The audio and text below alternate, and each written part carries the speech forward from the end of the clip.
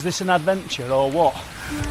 We don't need unexplained phenomena. I hope you guys are enjoying this journey we're taking you on. I know you come expecting to hear about big cats, cryptids, UFOs. We will touch on some of that, but I think it's worth sharing some of this with you, don't you? There's only 2 living souls up here today. Because I can see it in my mind, I can see it in my head what I saw, but I can't describe. Our eyes was closed, like a brightish light in my face, and I just felt paralysed. Someone said there's something out there, so we had a look. It looked like a walnut. That's the only way I can describe it. It was like it had loads of tiny little windows all over it, and it had lights in those windows, but not a light that illuminates. Anyway, we were ushered into this lounge. This fella came in, he said, whatever you saw was a weather effect. And everything is deathly silent. There's no sea, there's no wind, there's no night noise, because, you know, there's foxes all over here. There's nothing. Hello everybody, welcome to Sunday night's Truth Proof, and I hope you're all good. And yeah, have you had a good weekend? We've had a good one so far, so another day as well to go, isn't there? So all good all round. Let's have a look. We've got nearly 100 people in chat. You've just got me tonight, I'm afraid, people. I've had loads of suggestions for potential guests, and I've got to admit I've not chased any of them up yet. I've just been too busy doing other things, but we will get some. But while we keep getting a few numbers in, listening to me ranting on, we'll keep doing this, and you know, get a few members at team on from time to time as well, like we did with Linny last week, which were good. We enjoyed that, and we've done as usual this week. We've been up there. Not a lot's really occurred. A few little bits, and we've started making a lot more, or noting them in more detail, because there's too many what you would call trivial things just getting overlooked. So you know, if we're just going to make a note of it, which brings me to the point of kind of similarities with other places around the world. And is the phenomena same as what it is in other places around the world? You know, and everybody cites kind of, I don't know, the Brown Mountain Lights or Esdalen in Norway, you know, and the phenomena, is it the same? We'll touch on that in a moment. But let's just have a look who's in chat. And I want questions in capitals, please. I'm hoping Gemma's in, or maybe Lee, and he can do a bit of moderating. Oh, Lee's in, I see that. Questions in, we'll put that up, Lee. Thank you very much, sir. Question, uppercase in, please, because then I'll see it, obviously, and we can take things from there. And let's have a look. We've got Charlie in, Sober Carper, Dragonborn, Jackish, good to see you, Dragonborn, Jackish, Jojo, Passport, Pimlico, Saxabergen, I don't know, I can't even pronounce that, Light Dazzles, Henry Dale, Michelle Waters, Jack Newcastle, Mr. Scotty Darling, Linny's in, good to see you, Ian, hope you're okay. Sparkles, let's have a look. Mansing and Paul Mansing, Obsidian, Keith Wales. There's loads of you in, and we're close to 200 people now, so we'll do that a little bit in a while. I said questions in capital letters, please, and let's see where we go. But let's just jump to my thoughts, and I want your thoughts as well, on the similarities to other places of what we'll call high strangeness around the world. Do you think that it's the same type of thing that's exhibiting? You know, you go to Hessdalen in Norway, and it's light form phenomena. It's light phenomenon after all those years and scientific studies. You know, me on cliff tops around Eastern North Yorkshire, and Linny and Pete. Oh yeah, Pete's in as well. Good to see you, Pete. And rest of the team, Steve, Jack, we're not scientists, are we? Let's face it. We do best we can, and we're documenting the phenomena. But it'd be great to have a scientific viewpoint of it. But Esdalen in Norway, it's had rigorous scientific tests done, and they're still no wiser to what these lights are. And, you know, it's even the geology of the location is different. So you can't say that the location and the same type of rock formations and soil are the same in all of these locations. Skinwalker Ranch, it's beneath the basin. It's oil, I believe. Everything's chalk composite around us. You know, so what can you say? You can't say that it's the actual geology of the land that's creating the phenomena. And there's something else to the phenomena as well. I mean, jumping back to Hessdalen, some people are of the opinion that this is, I don't know, earth lights, movement below the earth and shifts deep in underground that are creating these lights. There's other people, and I think it's the guy who's the head of the investigations that believes there's some kind of intelligent or sentient knowingness to the lights that are presenting. I guess it's all open to interpretation. I believe that what we're seeing along those cliff tops is definitely interested in what we're about and what we're doing. Without a doubt. I see a question there, but we'll do that in a minute. It's definitely interested. And Mark, who comes up onto cliff tops, worded it perfectly. Of miles and miles, left, right, out at sea, inland, yet it chooses to interact with us. And is that the same with all researchers and observers? Because if you're an observer and you're interested in subject, then in a way you're researching it, you're looking into it, you're looking for answers, and you seem to find it. So are we unknowingly attracting the phenomena? Is it attracted to us, or is it there anyway? If we had cameras running 24/7, would we see that? Would we find evidence of the phenomena, or is it only appearing when there's observers there? I tend to think that it would be occurring whether we were there or not, because let's face it, that area where we spend a lot of time during the summer months and the daytime, it receives thousands of visitors. It's there's a bird reserve and a huge seabird colony, people with cameras. So in theory, they should be catching some kind of evidence of unexplained phenomena. And we know that they are at times, and it's come back to me, even from people who've worked at the RSPB, that people have come in and said they've seen unusual things. And I can't think of the guy's name. It was David. He lives in Burton Fleming, and he went with his wife a few years ago, maybe 5 or 6 years ago. And they're beautiful summer's day, and they're walking down to the cliff tops to look at the seabirds. And as they're looking down and they're walking towards the edge of the cliffs, they look towards their left and they can see the old RAF base. And there's a huge oval shape above one of the buildings that looks like they thought it were a tethered balloon, like barrage balloon, and they're trying to bring other people's attention to it. And the strange thing was, it was as though nobody were watching them. They were trying to show people this thing. They decided to walk up the field, up the side, to have a better look at it, and took their eyes off it for a moment. When they look back, it's gone from a dark grey to a white colour, and they're still trying to show people, and nobody seems interested. I'm not saying it's almost as though they were out of sync or weren't quite there on that at that moment in time, but it's strange. So I wish I could remember his name. And we got this story in Bringing Down the Light. Myself and Chris Turner, we went and filmed the guy. And the next time they sort of looked away or turned around, they looked back and it's gone. Just strange, quirky things that are seen. But yeah, I'd like to know your views. Let's just have a look at this. Let's have a look. I grew up in a small village near Hornsey called Hatfield and had a few strange experiences during that time. Have you had any reports? No, I haven't.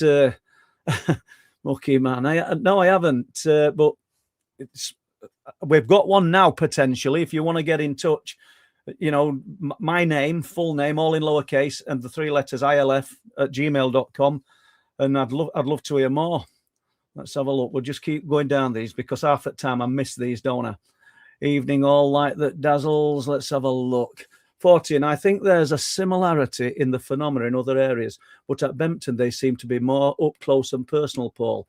Others seem to occur at a greater distance. I appreciate it can vary, but you're right, 40, and obviously we banged on about Hessdalen in Norway, and that location is only really famous for the lights. From what I'm aware, although we did speak to Carl Crusher on here a few years ago, and I know Carl's been to Hessdalen, and he unearthed a little bit more of the phenomena, but people seem to concentrate and focus on the lights.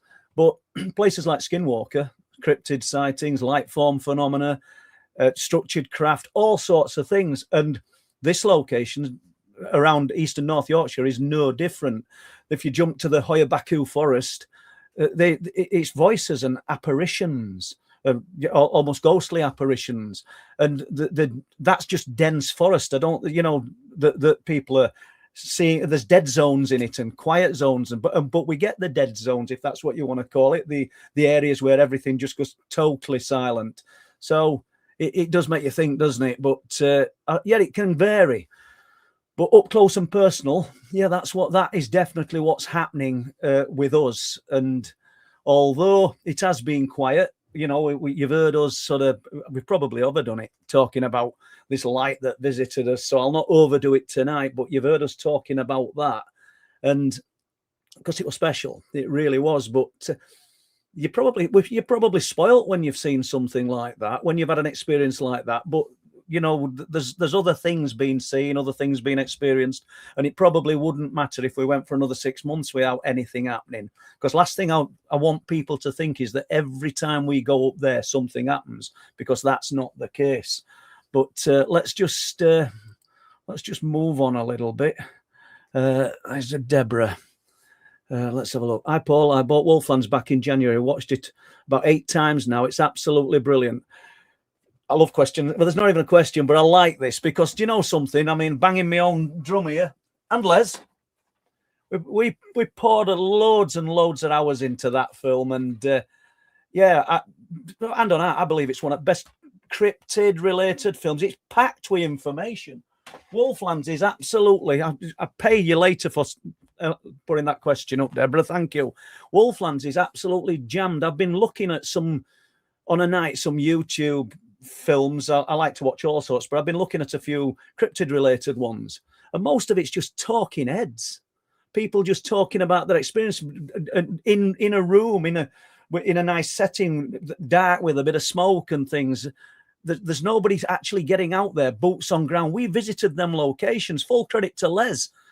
I mean, he dropped down into a 700-foot ravine. And not on ropes, by the way. I'd like to have seen that. But he dropped down into a 700-foot ravine with us several times to film them witnesses, stayed overnight, sort of putting the money where the mouth is. And that's why it's jam-packed with information. So do I recommend our film? 100%. And thanks, Deborah, for giving me opportunity to rant on about it. Let's have a look. Paul, I recently worked with a couple of guys from Saudi, and they told me similar stories. One of them had experienced a haunting on a ship. Wow. So we're all as confused as each other. Yeah, thanks, Rocky. And I've still got to interview the guy, Roger Gilbert, who was the musician on board the ship where the bus appeared.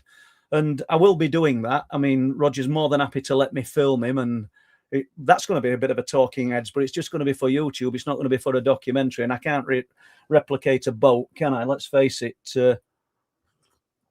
But no, it's fascinating, and thank you. Let's have a look. We'll get rid of that. We'll try that. Passport to Pimlico. Are they the same lights that are seen above crop turtles? Are they trying to pass on some... Yeah, you make a good point. Are they trying to pass on maybe a code, or is it contact? Are they trying to contact us? Are we just missing the point? Are we the key that's establishing contact? Obviously we're looking at it, everything that I'm looking at, and I'm no different to you guys. It's just from a human point of view, but we might be dealing with something that's definitely the opposite of human. I mean, people talk about it potentially being man-made tech, but I'm not so sure about that. A lot of these lights that we're seeing, I don't think are man-made tech. And I was talking to Andy in week. If he's in here, I'll flash his name up in the week, and we were talking about the recent rocket that's gone to the moon, and it's just loaded tons and tons of fuel to get there. And then we're talking about these huge flying triangles that people are describing as being as big as a football pitch in some instances, totally silent, totally static. How's that happening? And then just zipping away at incredible speeds in any direction. And people are saying, well, it's man-made tech. That's man-made, that.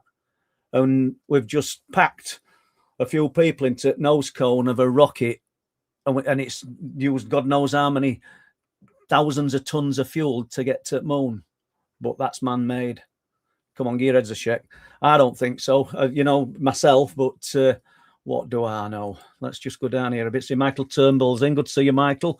Amelia, Karen Behrman. Good to see you, Karen. Jackish with Jojo. Thank you, Jojo. It's very kind of you. Let's have a look. Michael Turnbull. Yep. Looking forward to seeing you Tuesday, fella. Any danger of getting a cup of tea? Yeah, you can have a cup of tea, mate. Yeah, of course you can. Yep, no problem. It'd be good to see you. And Martin is here, Martin Abbas, and myself, Linny, Chris, and that was it. Myself, Linny, Chris, we and Martin were up on cliff tops of Danes Dyke last night, and then we had a walk into the woodland during the night because obviously wind got up. It were atrocious. Nothing to see, nothing to experience, but it was still fun having a wander around. Let's have a look here. Let's have a look. Paul, after meeting you a few Wednesday nights back when we got back to the caravan, I know we've got Ian here. I hope you've got your clothes on now, Ian. And he didn't meet us with no clothes on. This is in his caravan. Long story. My SIM card had switched itself off. The TV lost all signals and the boiler made the most horrific noise. I don't suppose we can blame it on unexplained phenomena, Ian, but it is unusual. And jumping to that, when I said nothing happens, so you've led me into some here, Ian. Jack, one at team who comes up regularly, he's just bought a new car, and it is new, or he's just got a new car. I've no idea how long he's had it, probably 6 days. It's got cameras front and back, which automatically start recording when he sets off. But he came up on Wednesday, and he's just told us today that when he set off, and he's got no recording of driving home. You can hear himself putting his gear in the car, and the camera's recording a few words that he's saying when he's sort of taking his boots off and sorting himself out to get in the car. And the next time the camera recorded was, I think, when his car was parked. No, I don't think. When his camera was parked on drive. So is it just a glitch? It's weird because we've had those kind of anomalies with Linny's car. When he's drove home, it showed no recorded track of actually driving home, or it showed as being somewhere completely different, which is really unusual. So, but Ian, when you left, everything just went a bit pear-shaped. Strange, isn't it? But I don't know, mate. I don't know what to make of it. Same with Jack's car. All we can do, it's a new car, isn't it? It could be some glitch. It might happen every time we go, and it might happen in other locations, in which case, it's case solved. There's nothing unusual, but I guess time will tell. Thanks for that, Ian. Let's have a look.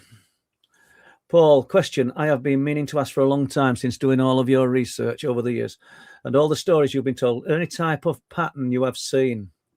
No, I think the expect the unexpected, Gerald. I really do, because just when you think you've got an handle on what's happening, just when you think you know something, you realize you know absolutely nothing.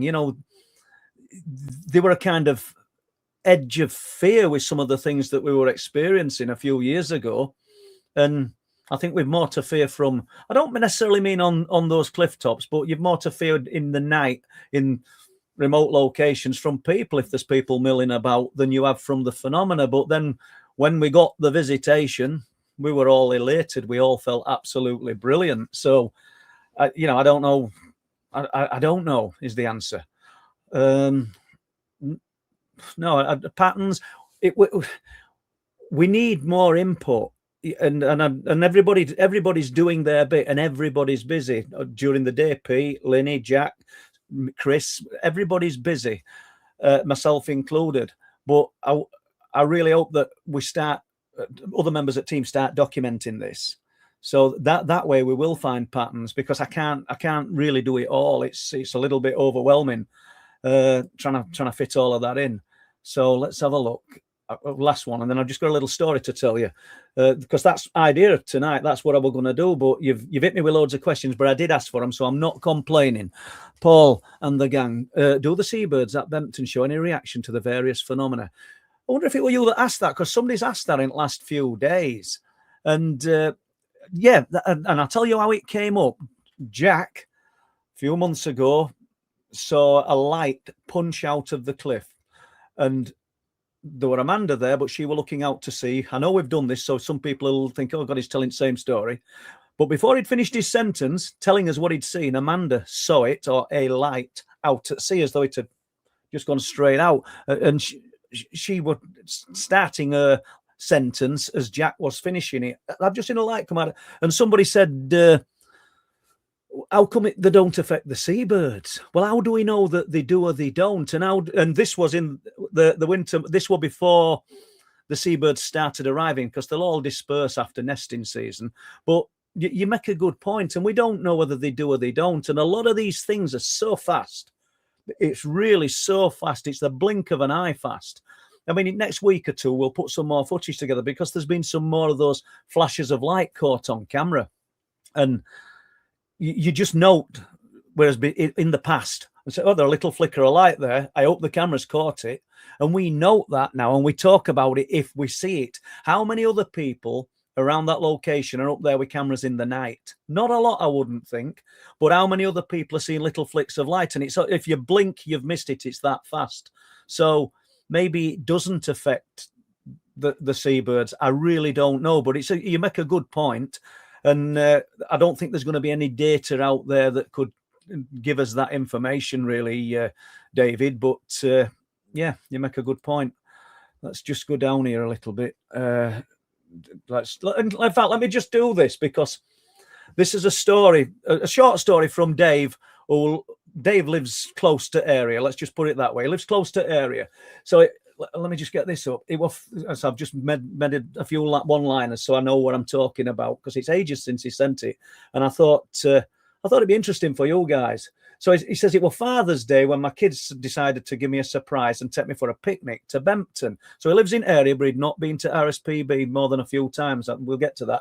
It was Sunday, June the 15th, and I think we're going back to 2025. We got there about 6 o'clock. At 6 o'clock, it was pleasant, good evening, a bit of cloud, but broken up with sunshine interspersed. I was with my son and my daughter. We walked past the visitor centre in a straight line to the cliffs. I have only been up there twice and do not know the names of the various locations. Right, okay, at the end of the track, we turned right until we came to a bench. We sat on the bench chatting and eating our picnic. So this is not really strange lights, but this is the kind of thing we're on about with people eating our picnic. We were there for about 20 minutes when we saw some people approaching. They looked strange and out of place. I will explain. They were walking in single file and were dressed in all black, not quite steampunk, but that sort of style. They all had black hair and looked a bit gothic stroke steampunk. There was 3 men and 2 women. As for the age, build, etc., we didn't really take much notice at the time. As they walked past, I said good evening, and they didn't acknowledge our presence, and they just walked past without any response. I said, how rude, quite loudly. Again, no response.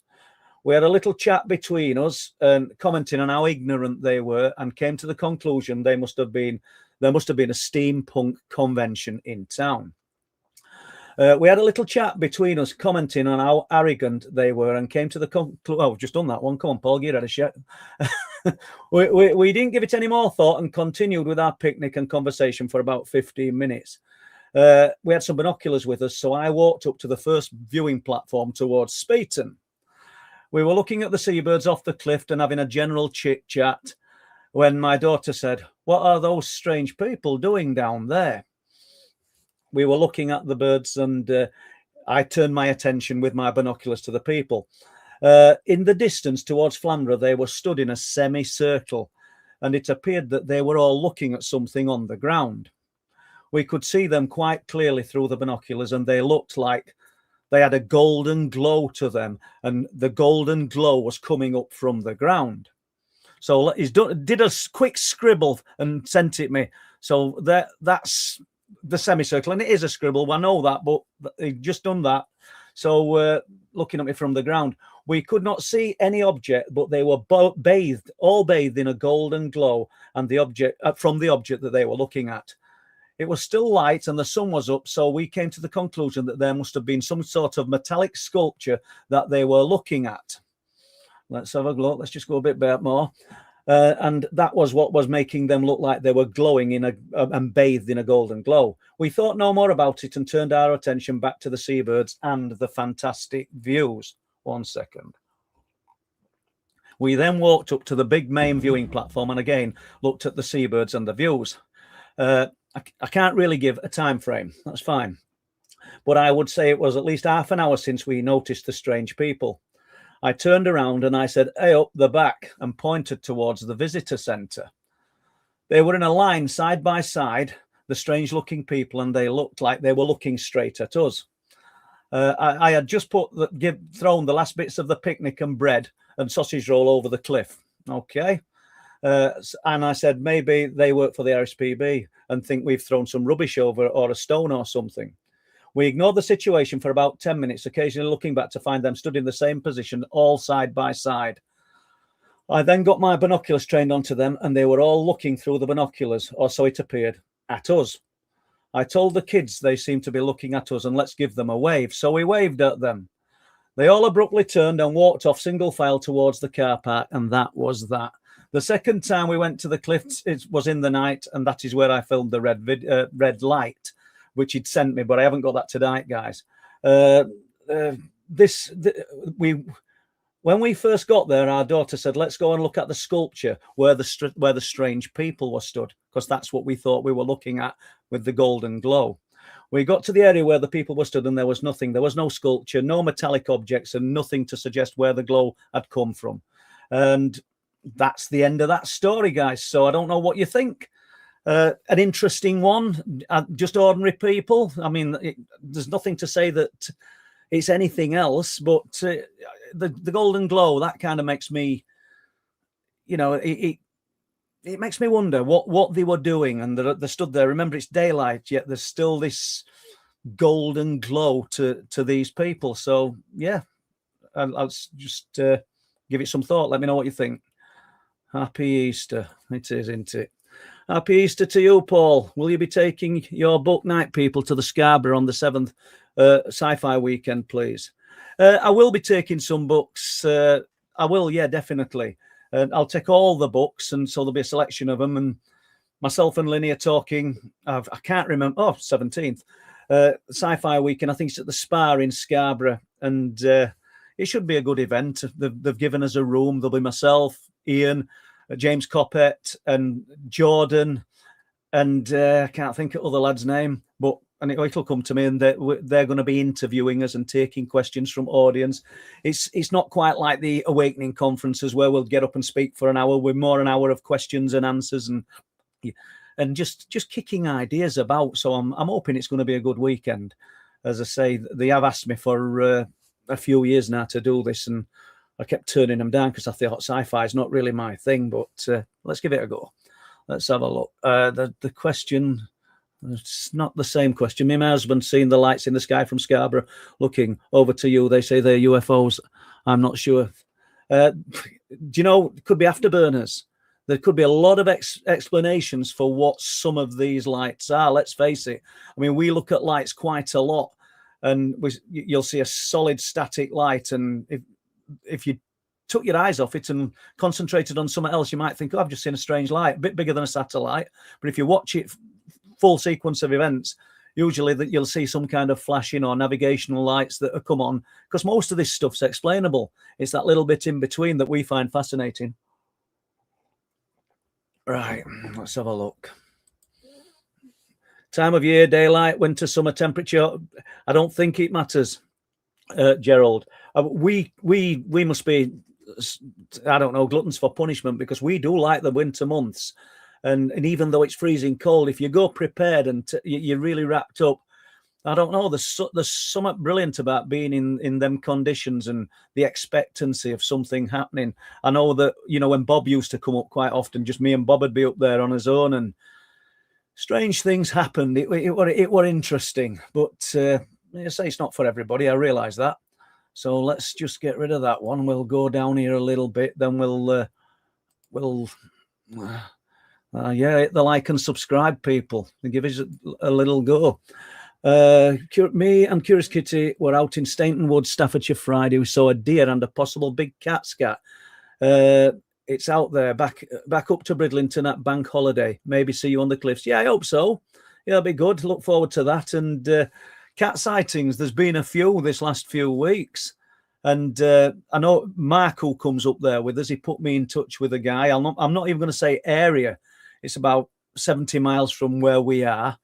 But he's got a trail cam up, and I've seen the picture. I've got the pictures, but I don't have any permissions to do it with them. This man's actually frightened that this animal's gonna be killed, to be honest with you.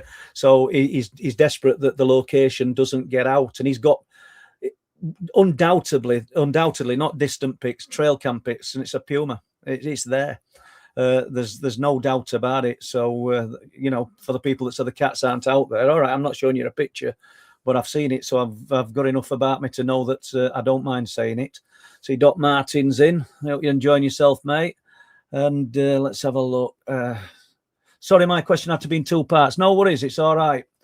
And sorry, my answer weren't probably adequate, but it's right. It's the same. Certain kind of tech cannot be used to find more evidence, but we have to think of the wildlife. Well, that's true. Even when we're up on those cliff tops, Christopher, we're not flashing torches about and making loads of noise because obviously we don't want to disturb the wildlife. I mean, we're not perfect. Let's put it that way. But we're a lot. I bet we're a lot quieter than a lot of those tourists who are milling around during daytime. And there we go. Let's have a look at another story, shall we? Let's just do one of these. And this is from Hummanby. So you're all familiar with Hummanby. And the Hummanby incident of 1998, that what Wilsthorpe 2009, weren't it? But this is from 2010, 2012. So between 2010 and 2012, I was driving along the back of Hummanby Hall with my sister and her children in the car. As we were coming near to the end of the roundabout, they saw something coming in from out over the sea. She stopped the car at the end of the road and we sat and watched it. So I can picture where this is, guys, but I realise you can't. But they're looking towards the sea anyway, and they're in the little village of Hunmanby. Her sister actually sat on the car windowsill to get a better look. So she's really got out of the car to have a better look. It was a triangular shape, and her sister said it had lights on each corner and a dome on the top, and it was jet black. They've not gone into detail of its size. It hovered above them momentarily, then set off at speed across the field. Then all of a sudden, it's gone. It's disappeared. Here's quirky bit. The next thing they knew, they were in the car park near the cottage and the White Swan pub. Now, I know that area, and I would think it would take you no more than 3 minutes to get there. And they've no recollection of actually getting there. Then all of a sudden, her son, who was about 10 or 11 in the car, started screaming frantically in the back of the car, take me home now. So it's almost as though he's snapped out of something. That's what, he's not screaming before. Suddenly they find themselves near the pub, and then instantly the son starts screaming. She says that she kind of came to just in time to see a couple about to walk out in front of the car. So we can take from that the car was still running, I would think, because otherwise there'd be no sort of urgency, would there? When they checked the time, they'd lost half an hour. It doesn't take half an hour to get there, and we've just gone through that. She has no memory of how they got there, and they don't remember driving there. They took her son home and immediately went back out in the direction where the object flew off to. As they were driving towards Wold Newton, they could see a load of lights in a field, but no matter how much they tried, they couldn't find the field. It's crazy, isn't it? Don't you think? As they got around a sharp corner, a white owl flew up from behind a wall, and I was that intent on watching the owl, plus it scared me to death, that I ended up on the verge, millimeters away from the wall. I think I know where this is. And I think that they're on the bend just before you, because there's a wall there and there's a sharp bend just before you drive up to Willie Howe, the burial mound of Willie Howe. So once again, strangeness near Willie Howe. I'll have to check that, but I've had this report a few years, to be honest with you. When we looked again, we couldn't see the lights in the field anymore. So I don't know what you think, guys. I find these reports amazing because, once again, I mean, there's loads and loads of them. It's not one, but once again, it just proves it's not just Paul Sinclair and Linny and Pete and Bob Brown and Jack and other people up there all romancing about seeing strange lights and things, because a lot of these reports are coming from other people, and that's what makes it so fascinating. Right. Certain tech, though, the wildlife, we've done that one. Let's have a look here. Was there anything you were advised not to include in Wolflands, perhaps for being a bit too close to the truth? No, I don't think so. I mean, we realized when we were talking about the Tony Dodd stuff that some of it had to be toned down, and we did do, because it's got to be palatable for people, and yeah, that's about all, really. I'm doing another documentary with Chris Turner, and there'll be nothing to dodge in that one. Myself and Les have probably filmed well over half for a Wolflands 2. And I was talking with Les last week, and we'll be kicking that back into action. Les has been busy. We've all had other things happening in our lives that, that sort of a more tech priority at the time, so that we can't really do that. But there you go. No doubt we will do.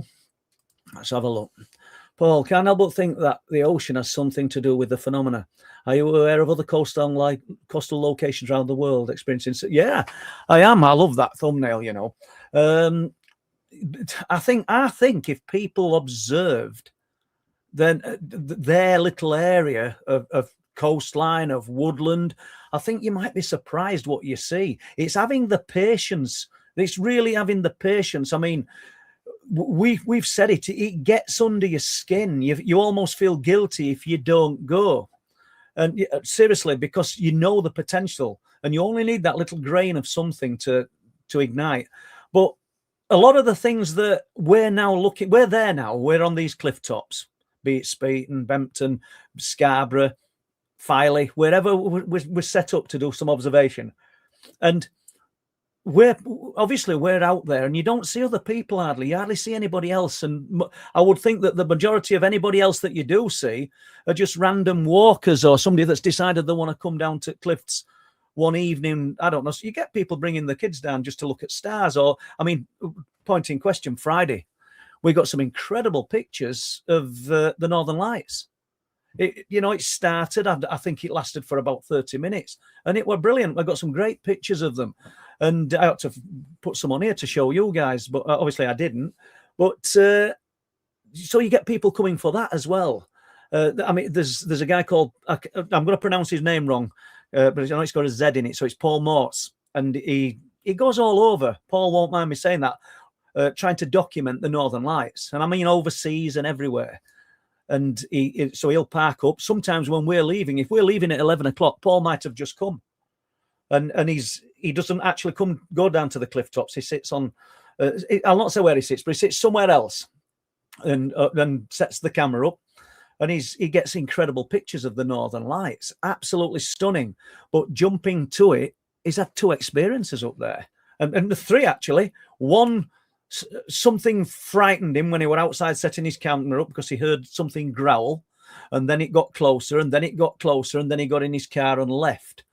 Could have been just a badger or something like that. We're not going to say it's not. We've no proof of anything. And then he's had light form phenomena, once near his car and once out at sea. So, and that's just one man who's there documenting Northern Lights, and he's not renowned for unexplained phenomena. That's not his thing. I bet he's never even spoken about it on sites that he posts these pictures on and does, but he's told me about it, and yeah, it's fascinating. Let's just put this picture up. Let's get rid of that. I want to show you this because I've talked about this before. So you see this painting? I know it's not a brilliant painting, but it gets us there. It does the job. You'll have heard me talk about myself, Bob, PJ, Rick and Craig that came to the cliff tops, and we walked back with them, and they were going to go to, I think they were off to Caton Bay and then coming back to cliffs later, probably 1-2 in the morning. And we were 3/4 of the way up the path going to our cars. And I told you about the light that punched out of the ground and looked like a child's kite, basically, as the, like a kite that a child would sketch. Well, Rick painted us that just to give us an idea of what he meant or what we meant. Interestingly, I saw it as redder than that, and I didn't see it going as high in the sky as that, because that's a row of edges that probably would be about, they'll vary, but I would have said average about 20 foot. So Rick, but they were in front of the edges. It was in the field with us where we were walking. And I recall it punching out of the ground, and everybody does, by the way. We've not got a difference of opinion there. But if it punched out at ground in less than a second, it probably took 3 seconds to dissipate. Does that make sense? And I got the idea when I was looking at it disappearing that it almost looked like a wire basket. You know, like a wire paper basket. I'm only saying what I saw and that's what it felt like I was looking at. So I just thought I'd show you that one, and it gives you a little bit more idea when I'm talking about it, because I know I've mentioned it before. Let's think about another story here, because I've got one lined up. Just give us a second, guys. Yeah. So a few years ago, it was Tom Waters that contacted me. Tom comes on site on Truth Proof and comes on here. He might be in tonight even, and he also comes up to Bempton 2 or 3 times a year to meet us and spend time with us. And he's really a generous man with his time as well. He's a great bloke, Tom. But he told me about a farmer, a friend of his, who'd been on a telephone conversation with his friend, not with Tom. He got that relayed, and then I ended up speaking to farmer. I've changed farmer's name because I can't remember whether he wanted me to use his name, correct name or not. So I've called him Danny. And he was talking on the phone with his friends, and they were making plans before heading out onto the land to do some pest control. Now, I'm going to put this picture up to accompany this story. Right, okay. So you see that picture? So let's just get this right, because I want to... during the telephone conversation, Danny told me that he turned to his right and could not believe what he was seeing. In the field, what he was seeing in the field 1/4 mile away, he described seeing a solid tube of white light that came up from the ground. I mean, I'm sort of getting similarities to what Daz saw here, although his was a spike of blue light, but it came up from the ground. He described it coming up from the ground and estimated it to be 60 to 100 feet high. Having his phone at hand, he managed to take one picture before it disappeared. So there's the picture. That's the actual picture that he took. Nothing added, nothing taken away. Danny said the tube resembled a column from a wind turbine in thickness, and it appeared flat on the top. The whole sequence of events lasted no more than 5 to 10 seconds, but it was how it disappeared that amazed Danny the most. He said it was as though someone had put a hand on top of the light and slowly pressed it down to the ground. He's 100% certain that it retracted back into the earth. He told me that he'd been harvesting that particular 90-acre field just a few hours before, and there was absolutely nothing unusual to be seen in the field.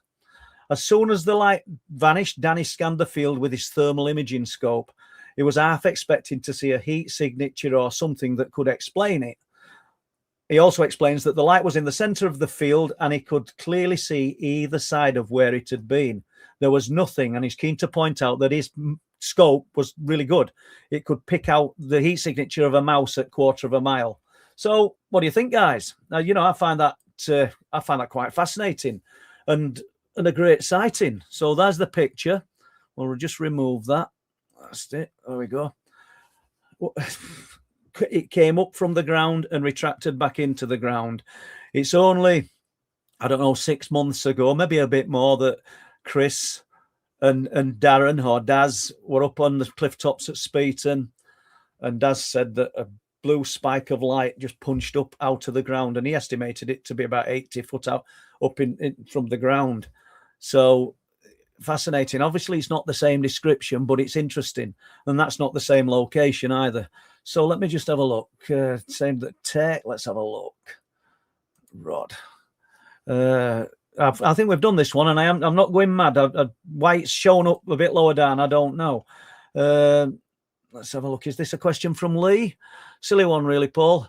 But did Roger see no other destination in front of the bus? Got you, Lee. Yeah. No, this is just something that a lot of people on board that particular ship, that cruise liner, the Contessa, saw on more than one cruise. So it's something like almost tied to that vessel, I think. I don't think it's a particular area of the sea, and why something as ridiculous as a London bus. So no, I get what you're saying. I mean, could he see roads and could he see streetlights? No, as far as we know, the bus just appeared, snapshot, and disappeared. Can you imagine that? I mean, there's another way of looking at it, isn't there? I mean, could it be some kind of mass experiment by some, I don't know, some agency, should we say? They've got a gathering of people, all of a similar stature, should we say, and wealth, and I don't know. They're all on that cruise. Let's try this. Let's see what the reaction is. I doubt it, but none of it makes sense. I mean, I'd love to say that they saw a sea monster or something like that, but a London bus. There I go. Come on, your head's a shake. Let's have a look. I have loads of visitors of all shapes and sizes. What do they want from me? I'm as thick as mince. You're probably not. And so you've seen lots of things then send the mail back. And we don't even know if it understands what we're saying. We don't know what different aspects of the phenomena want from us, do we? I don't think we do. We know that, you know, the alien type beings obviously want something from us. What I saw in childhood, when I was a little boy, I mean, they obviously had some intention, and the intention that I felt were extreme, absolutely, it was just extreme fear. It were awful. So they obviously wanted something from me. But what about the other types of phenomena? Are they all associated with the alien type beings, or is that another type of phenomena altogether? And does it even have an intelligence that we would even understand? We probably wouldn't. So are these attempts at communication? Yeah, are they? They could be. You know, I've been looking at an incredible photograph, and I haven't got it up here. I wish I had, guys, but I've been looking at it this week. I keep going back to this photograph that Brian Lancaster took at North Landing back in 2020, and he took a group of photography students up to do time-lapse photography. And I know I've done this before, but I think it's such an important photograph, and it's down to me to make more of it and put it out there more. I do realize that, but they set them up, I think it was 30 seconds, and it's gathering all the light and going to take this incredible picture of the cove of North Landing. And during that period, at some point in that 30-second sequence, one orange light appears. 5 seconds later, a second one appears. And just before it takes the picture, a third light appears. I remember him saying it were at the end of the sequence of events. But when the picture came out, you've just got these three lights in the crescent in the sky.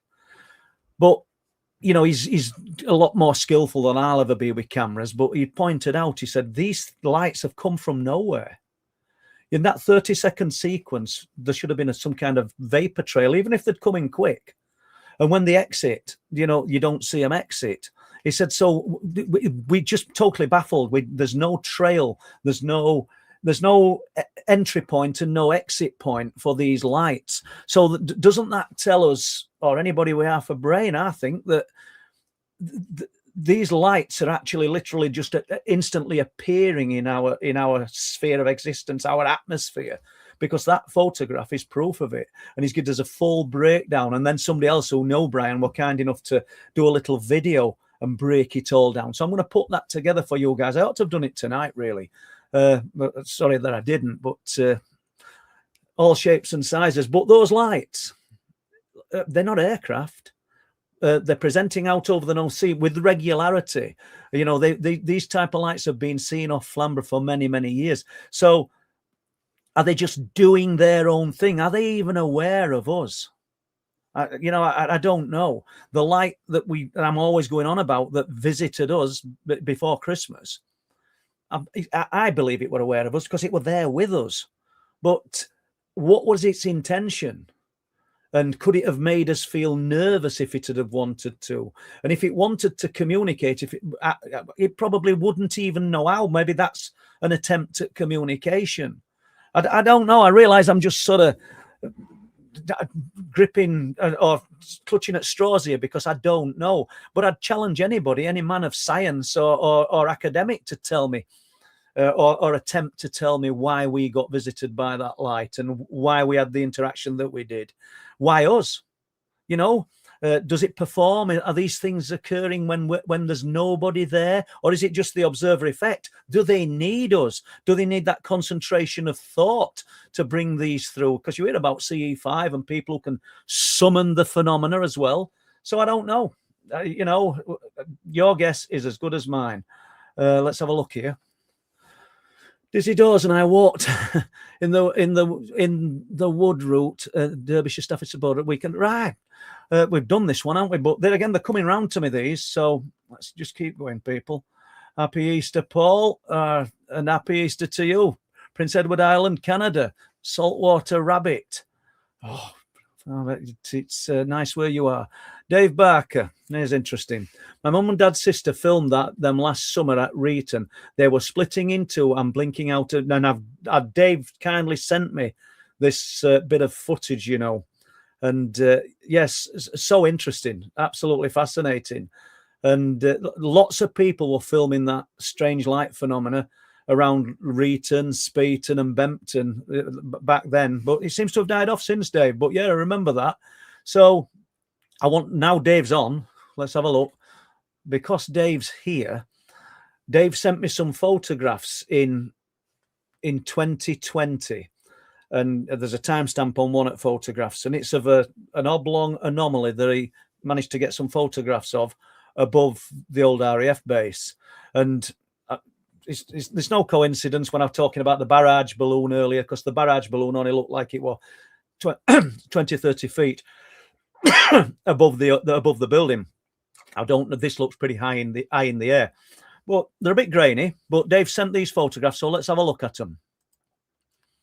So obviously you can't see, but I can assure you there's the old RAF base that is above. And the next photograph might give us a clue. And so you can see this blue coloured object, but that might be distorted because I'm not sure we had a purple sky, Dave. But let's just get the next one on. One sec. So there you can see there, and there's the buildings. You can just see the top of the buildings from the old RAF base. Then you can see 3 stars. He did say to me tonight when I asked him about these photographs because I couldn't locate them, and Dave kindly sent me them again. He said, I didn't notice before, but there's 3 stars in the shape of a triangle. I think that's probably just coincidence, Dave. I think, 3 of anything, unless it's a line, is going to make some kind of triangle. But yeah, so that's what he's filmed, and he's above RAF base. And somebody else, a friend of his, did some photo analysis on this and concluded that it was a solid object. And there we go. And there's the old base, and there's the object in the sky. So, I mean, it's quite substantial. It's a lump of something that in the sky, isn't it? Object captured over RAF Bempton 2020. So thanks for sharing them with us, Dave. And let's just do a little bit more. Let's have a look. Mum and Dad's sister filming last summer at Reeton. Yeah, we've done that. I keep reading the same questions. I must be losing it. What if the Greys are pharaohs from the pharaoh of the past, where they had to go underground in time? Black eyes. So they lived underground in the deeper parts of the and in the deeper parts. I don't know. There's a lot of leaps about there, Scotty, but I can't argue with one way or other because I simply don't know. We've all got his own opinions on what these things are or what these things could be, but I'll try not to set anything in stone because, like we've said before, just when we think we know what's happening, something else happens to turn it on its head.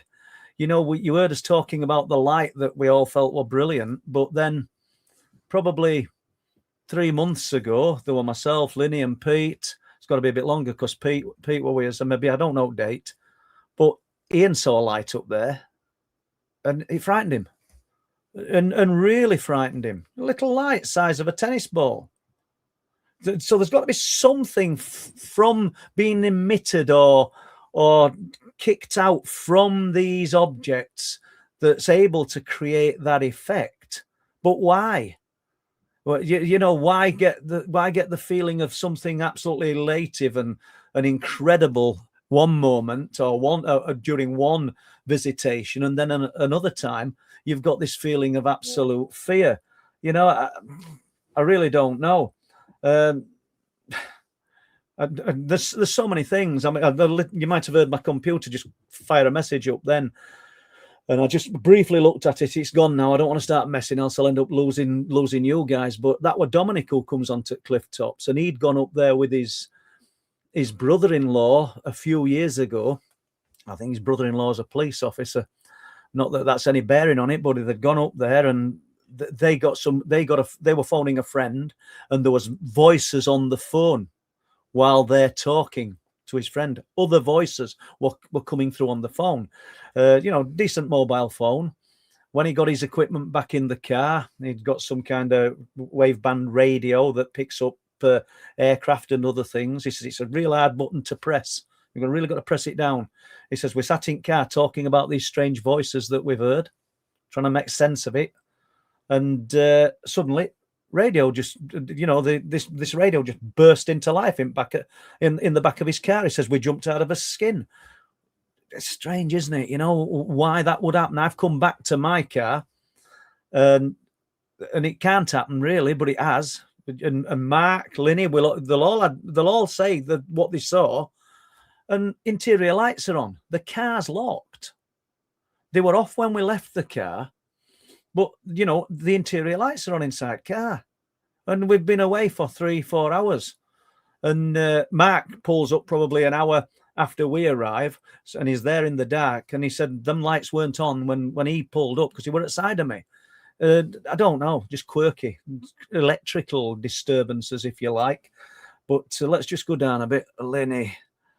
Let's have a look. I'm surprised he hadn't asked a question, but I might not get to it. I know if Mia Girl's in as well. If you are, I hope you're okay, because I've missed half of these names. But let's have a look. We've got to just find another question here. Upper casings. Losing the plot. Paul, do you think where the light lit up on the cliffs could be a portal, because places around the world have had similar lights where they think portals are? I don't know, Christopher. It's interesting. I mean, where the light lit up, that shaft of light, it's interesting that farmer had been working that field, the 90-acre field, just hours before, and there was nothing there. We do note that there's one area on the cliff tops. I'm not going to say where it is. I don't mean, oh, we want it to ourselves. I'm just not, because I don't want people just walking on land that they shouldn't be on and then saying, oh, Paul talked about it. And then I get the earache. But we do know that there's one area up there where strange things seem to almost like trigger. It's a repeat area. And we talk about this kind of hitchhiker effect, if you like, or I tend to think that we're only a thought process away, and not so much a hitchhiker effect where we're actually taking something back with us and in the form of some invisible presence. I think we just have to think about it, this profound experience, and it's with us. That's how quick it is. But I know Gemma, my daughter, I don't know if she's in chat, to be honest with you. I don't know if she's doing that tonight, but I know Gemma, when she'd been up to them cliff tops, had a pretty frightening experience that same night after we'd got home. And I think it's got to be attributed to whatever we saw on the cliff tops.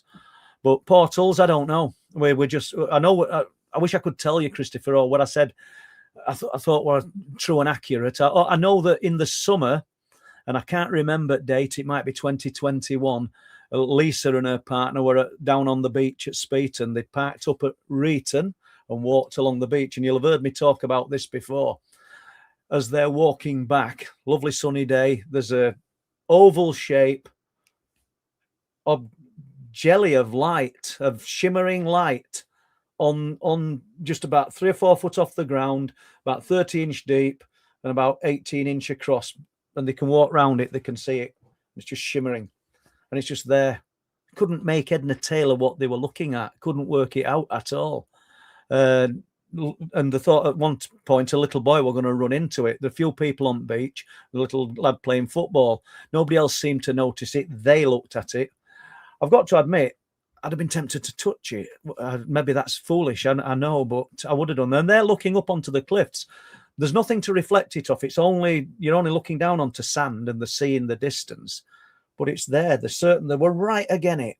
Would you call that a portal? Is it some weird weather phenomena that's very rarely seen? I've never heard anything described like it before. What do you think? I don't know.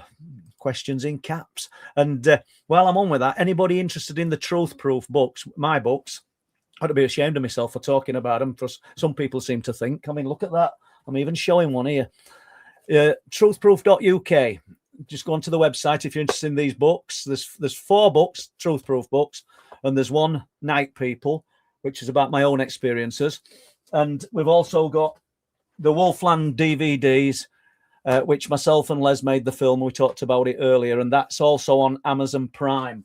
And I'm getting loads of good comments, and we've never really pushed Wolflands enough, I really don't think we have. And for all your cryptid researchers in UK, you never mention it, do you? It tells you more about you than it does that film. I'll tell you now, because the American viewers, the people in America who've looked at it, and high-profile cryptid researchers think it's brilliant. So there you go. My little rant. Let's have a look. I think we've done the portals one, haven't we? Let's have what was this? Portal isn't physical. It could be anywhere. Yeah, I'm not going to argue with you. I don't know. But having said that, Danny, do you think some places... Oh, my nose is itching. What does that mean? It means my nose is itching. Do you think some places are more prone to that kind of phenomena, if you call it what you like, than others? Because I've just said to you, there is a location up there that does seem to exhibit a little bit more of the strangeness than other areas around it. And we've all noted it, all of us. I remember Bob Brown actually taking a picture towards the horizon of this hill, this lump of land. And while he's taking the picture, the kestrel he were looking at, a brown lump just appeared up out of the ground, and he snapped a picture. I've got that picture. I don't know if I could have time to find it, you guys, tonight, but some of you will have seen it. So that's interesting, isn't it, in itself, that you've got that picture. And then there's myself and Mark who come up there, and Mark's just put his torch during the night onto this land, onto the contours of the land, and swept past and just lit a little moon up in the sky, big as a 2p piece, arm's length. And there's nothing there. There's literally nothing there. Pull his torch straight back because he went, ooh, and I saw it. We both saw it. It had gone. What was that? Was it something observing us that got caught out? It's hard to say, isn't it? But a portal could be anywhere. I'm not going to argue. You're probably right. This has got to be a trick. I'm not even going to put it up. Has anyone tried an ostrich drumstick? No. It'd be a bit too big, really, wouldn't there? But let's have a look. Let's just keep going down. And I want to play a bit of a recording in a minute. Let's have a look at this. Paul, have you ever heard of someone seeing something that is not there? The best way I have seen it described is like overlay on your eyes for a split second. It happened to me while I was in my kitchen. I suppose people see things out of the peripheral, and I probably got that wrong. Clansman, I probably got it wrong, but there'll be some people reading that or have listened to me and think, yeah, I know what you mean. But it comes in, that falls in nicely with what I'm going to play now. This is a few minutes long, and I'll stop it and we'll play it next one. It's just a recording. I spoke to a guy in the week who 3 or 4 weeks ago had a strange experience. He's back living at his mum's because his mum's ill. And I want to know what you guys think. I'll probably not get to it, but is it what it a ghost, or is it something other? I'll put this up. Excuse for wind noise, because when we had a conversation and I asked if I could record him, I were outside, so I'm not even going to try and tone it down. It's not for some documentary or out. So have a listen to this, see what you think. 5'4" figure, brown hair, shoulder length. Let's start again. And it was a 5'4" figure. I want to get the right one. I don't want to. Right, we'll start again. So, approximately 3 weeks ago now, I'm currently out of work at the moment, so I still get up early, had some breakfast. I'm living with my mother at the minute because she's been really unwell. So it was around 10 a.m. about 3 weeks ago. I went into the bathroom. I had a shower. I'd already had a shower. Came in the bedroom, got dressed, and went to brush my teeth in the bathroom. So I got the cold water tap running, electric toothbrush, brushing away, and it's quite a light bathroom. It's decorated in, it's not dark paint in there, and there's a big window at the end, and the landing is just outside the bathroom, so it's very well lit. Right. It's not dark or shadowed or anything. So I'm brushing my teeth, occasionally looking in the mirror, as I do, and all of a sudden, and it's probably good to point this out now because I've heard it from other people. Where the house is, at the back of the house in the back garden, it's all woodland behind for maybe 400 or 500 yards. So the bathroom window is open, and you get a really quite loud sound of birds. Yeah. And the main A45 into Birmingham runs about 400 yards across, so you can hear traffic. But all of us, when I think about it now, all of a sudden, I couldn't hear that. And it's something I've thought about the last few days. Obviously, you noticed it, Richard, but you didn't sort of put two and two together till later. No, that's right. Yeah, and I've been thinking about, since we've been in contact, been thinking about it.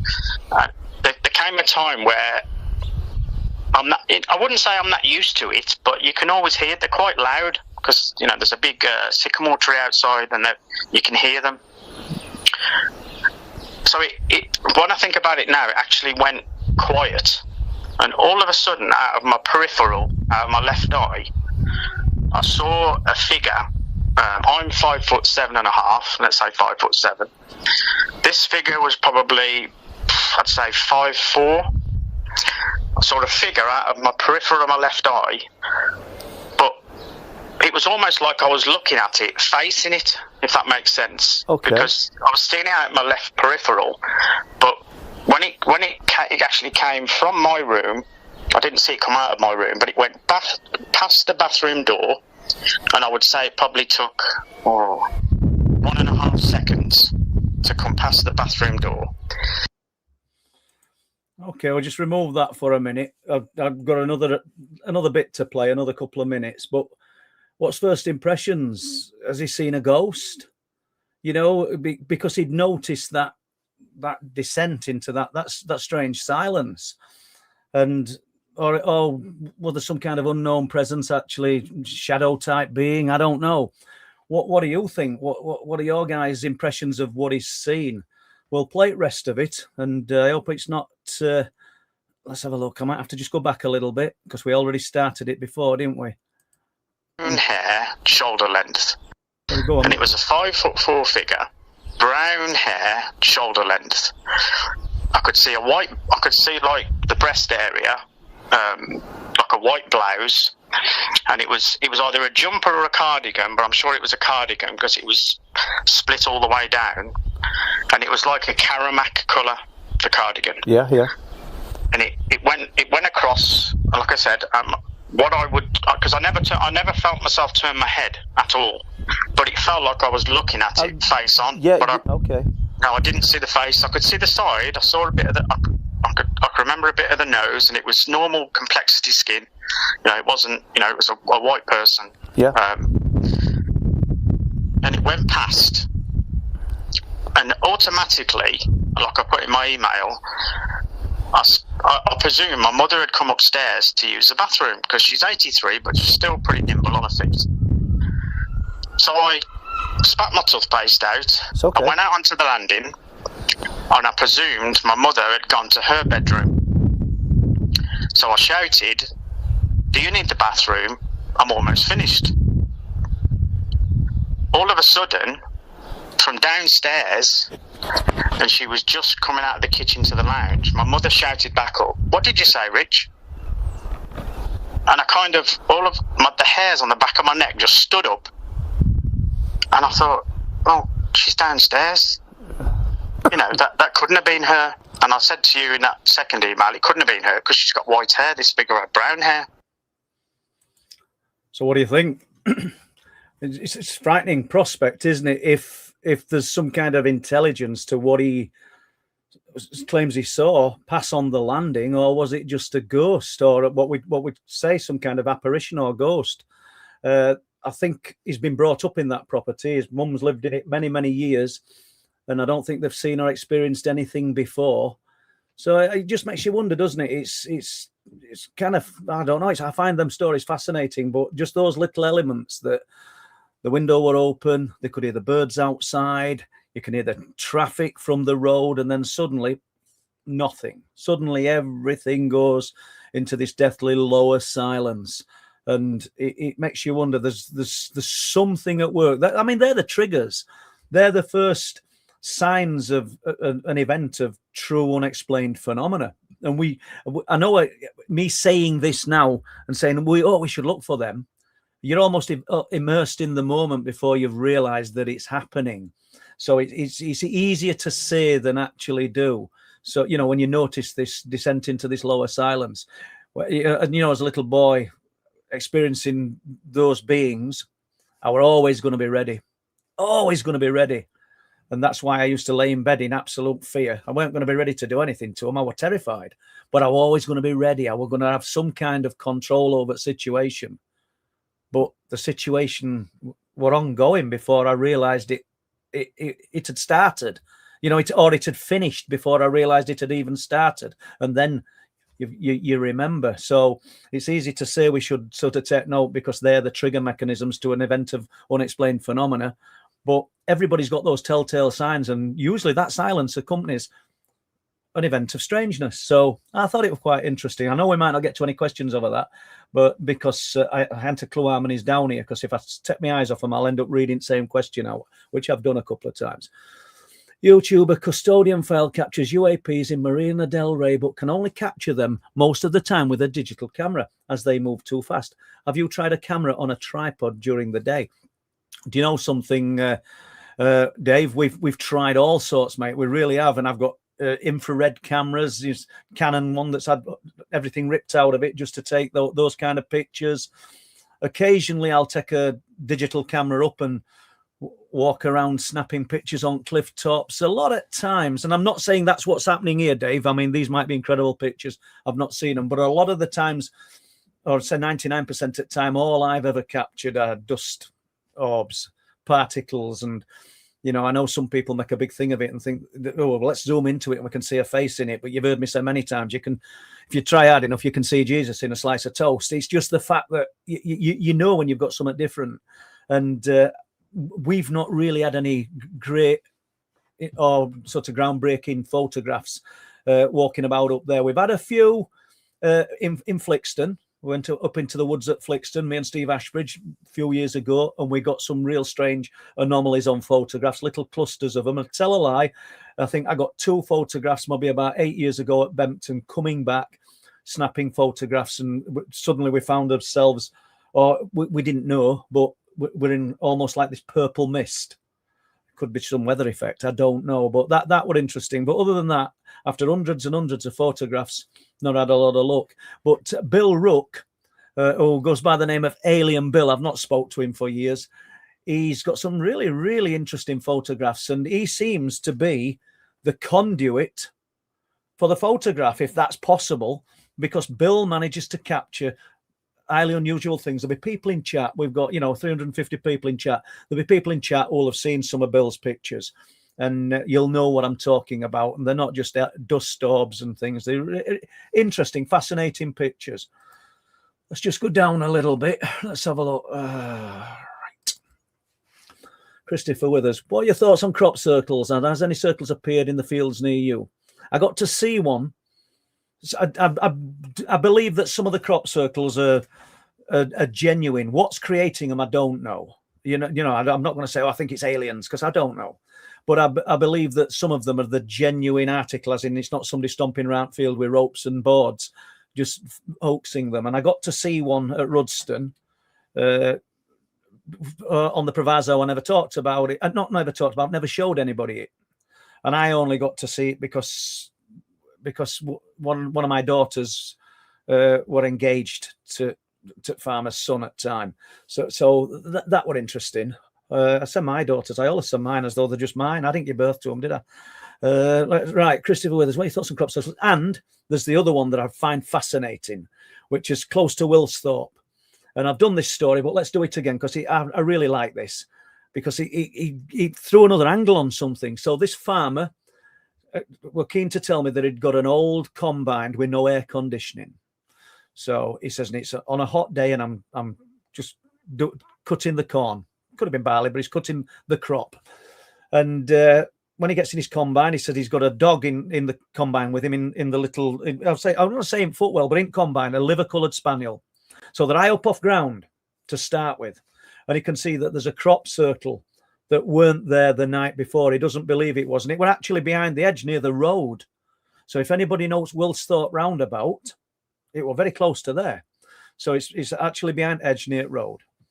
So he's looking at it. I think he said it were about 30 foot across. It's not huge. There's nothing elaborate. There's no secret codes in it. It's just a circle, but it weren't there before. So somebody could have done it. It's near road. Somebody could have just formed this circle. We don't know whether stalks were twisted or anything, but where it becomes interesting for me, he says, when the head of the combine hit that circle, hit this corn that had all been flattened down, he said the dog just sat up inside the combine and began to howl. Just howling, just for no apparent reason. He says, and it became cold in the combine. So he passed it a few times until he'd sort of gone up and down the crop. He says, but each time the same reaction from the dog. So there's something strange there. And I spoke to a few people who were interested in crop circles, people who are actually just probably that's their thing, that's their genre. And I said, has anybody ever checked the air temperature above them or done any electronics types tests? I don't know how high up you'd be in a combine. There might be some farmers in that could tell us. But he's certainly quite high up, and there's definitely some different kind of atmosphere higher up for this particular crop circle, that is. So that's fascinating, and that's the same field where, because it's very close to that roundabout at Wilsthorpe. So anybody, I realise that there's going to be people in here who've got no idea where Wilsthorpe is. Just go into Google and have a look, and you'll see this roundabout, and you'll see field. It's only a tiny place, Wilsthorpe. But that's the same field where the lady coming home from work with her colleague, and this was 2009, and it was November, I think it was November 10th, 2009, because we'd just gone on through all that September the 15th Wilsthorpe incident with the objects over the sea. It was really active. And she's coming home, and they're following a red car down the road. And the red car's waving about, swerving all over the place in the road, and they thought he were having some kind of seizure or some kind of medical episode, or he were under influence of alcohol, something like that. They didn't know, but they slowed down. Eventually, car pulls in, kind of skew whiff into curb, and suddenly, they called Lady Carly, who were driving. I've met Carly quite a lot of times now, and I've got this story in great detail. As she said, her colleague, her friend, started screaming, outrageous, actually hysterically. And she's pointing, and Carly looked to her right, and that field we've just been talking about, she said there's a huge object, not quite on the ground, but just off the ground, with two lights either end of it. These lights she described as being as big as old dustbin lids. And she said they were red as well. And it's going down the field. It's literally going down the field. Now, before anybody says, oh, it'd be an helicopter or something like that, There's no movement in the hedgerow. The road is just a standard road, and we're only looking at probably 80 feet away from her car. If that was a big helicopter going down or anything, obviously there'd be some disturbance. And so it's parallel in their car. They get to the roundabout at Wilsthorpe and it stops and turns and then goes straight out to sea. So that's fascinating. So that's that area. There's also a police officer report, which is September 2000, because this is 2009. So this is September 2009. I can't remember the exact day, but it's before the 15th when the main event took place. And he's at a place called Barmston. So you got Barmston, Fraysthorpe, and then Wilsthorpe. And they're all no more than 2 miles apart. He's coming around corner at Barmston, and his car starts to judder and like stall, and the lights fail, and then the car stops, and a dark object that he said was shaped like a tube.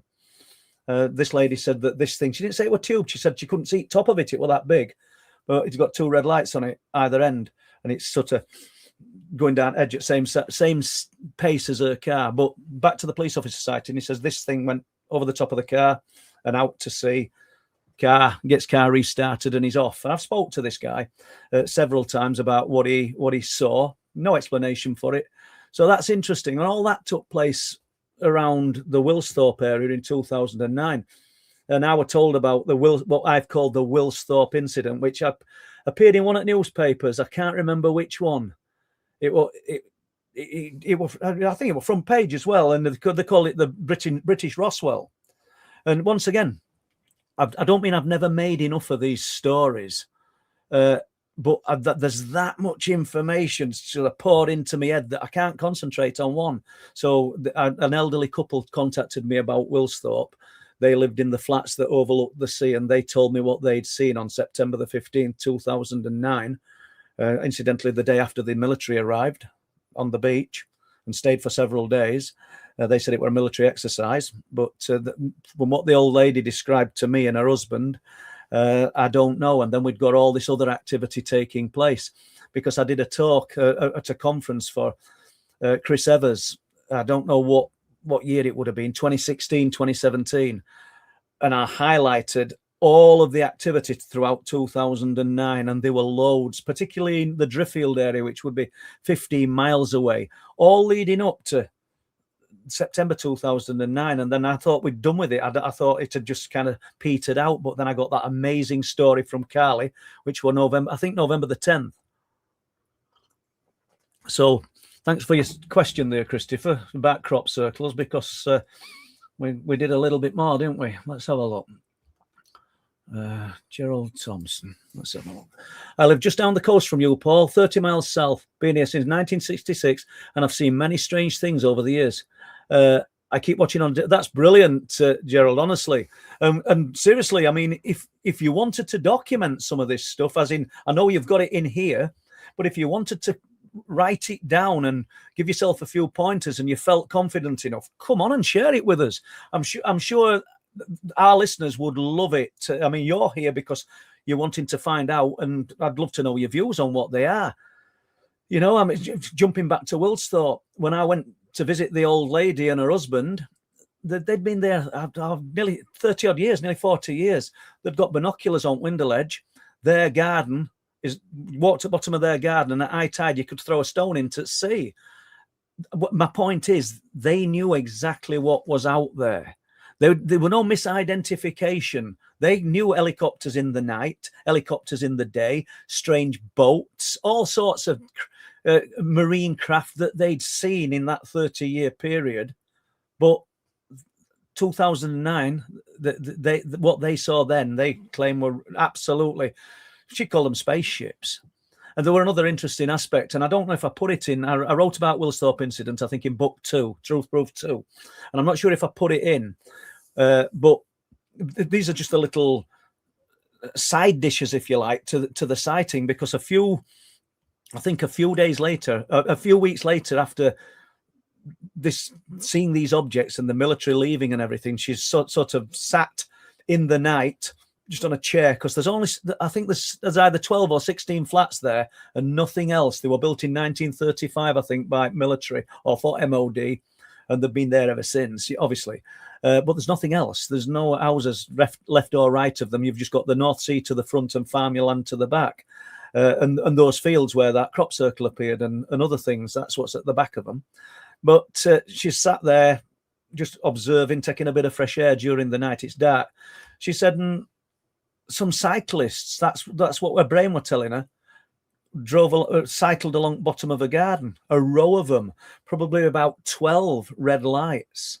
And in her mind, and I'm not saying there's a suggestion here from anything, but we're all going to most logical. That's what we do. She said, I thought they were cyclists. Now, the bottom of the garden, it's dunes. They're up and down. She said it was a straight line. She said they stopped at bottom of my garden, these 12 red lights, for a few seconds and then just carried on. So what were that? You know, they were evenly spaced. I mean, that's why she thought they were push bikes. But, she's looking at these lights face on, not at the back, and you'd think there'd be a white light at front, but they're just 12 red lights. So, it's fascinating what people see and experience, and that's why we do it. That's what keeps us so kind of glued and fixed on the skies. Paul, seems owls are popping up a lot throughout the phenomenon. It seems to be a monitor. People report seeing owls, but when regressed, they see greys. Shrine of Minerva has an owl, ancient Egypt. Yeah, it's fascinating, Zen. It really is. And that takes me back then to, I can't remember year exact, 2014. And a guy called Barry Lyles.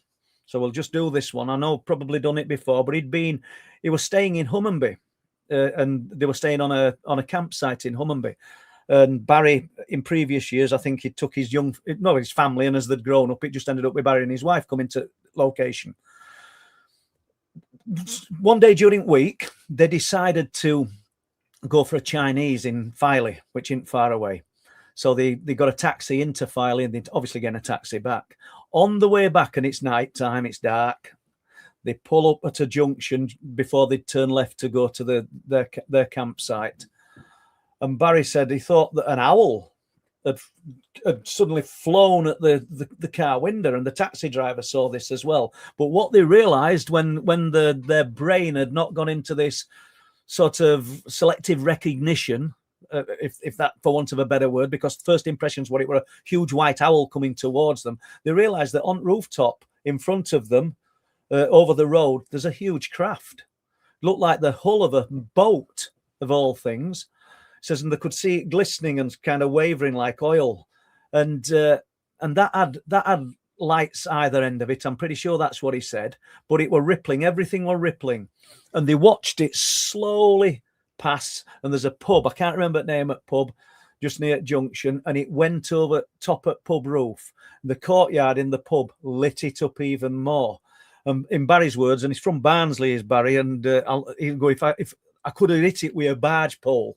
He says it was that low. If I'd have had a barge pole, I could have hit the bottom of it.